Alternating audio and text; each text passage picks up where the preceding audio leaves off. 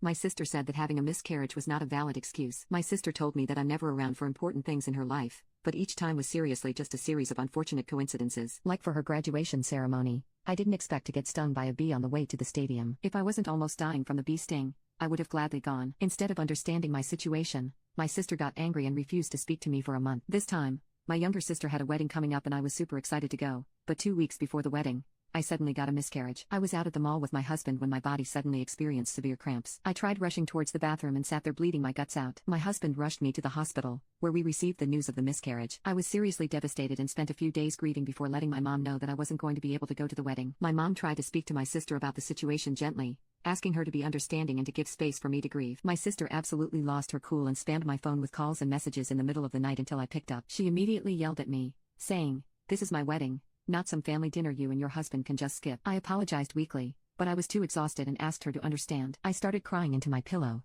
feeling like a disappointment. I cuddled up to my husband and played the call on loudspeaker. She proceeded to reject my apology with "No, of course I don't understand. Your miscarriage has nothing to do with my wedding." Out of spite, she added, "It's not like you gave birth and have a newborn you gotta stay home for. You can always make more, but I will only have this wedding once." She continued ranting until my husband got fed up and jumped in, calling her insensitive and emphasizing that I was grieving. My sister told him to stay out of it, and he completely lost his temper, telling her buzz off in a harsher way before hanging up. My husband turned my phone off and cuddled me, stroking my hair until I fell asleep. The following morning, my mom called to check on me because apparently, my sister's fiancé heard about the conversation and wanted to uninvite us all of a sudden. I explained what happened and said that it would be fine if we were uninvited because I wasn't planning on going. My mom sighed, tired of playing the middleman, and told me that she would take care of things with my sister. Later that day, my sister texted me saying that I was a coward for hiding behind mom. She told me that the least I could do was stop by for an hour or two instead of completely canceling on her, just like I did for her graduation ceremony. She sent a long, sad message about how she showed up to my wedding,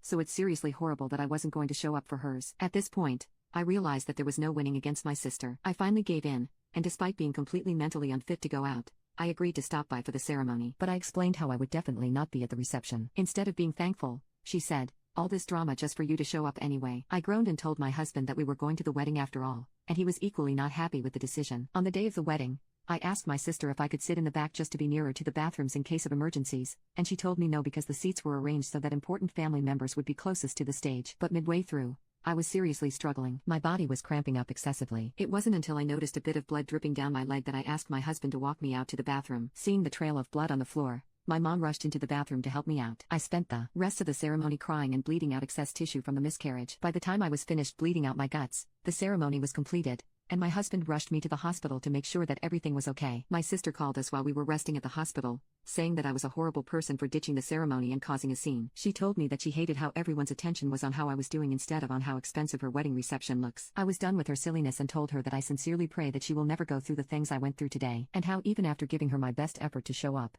if she fails to appreciate anything I do, that's her problem and not mine any longer. I blocked her number to finally get some peace until I fully recovered and finished grieving.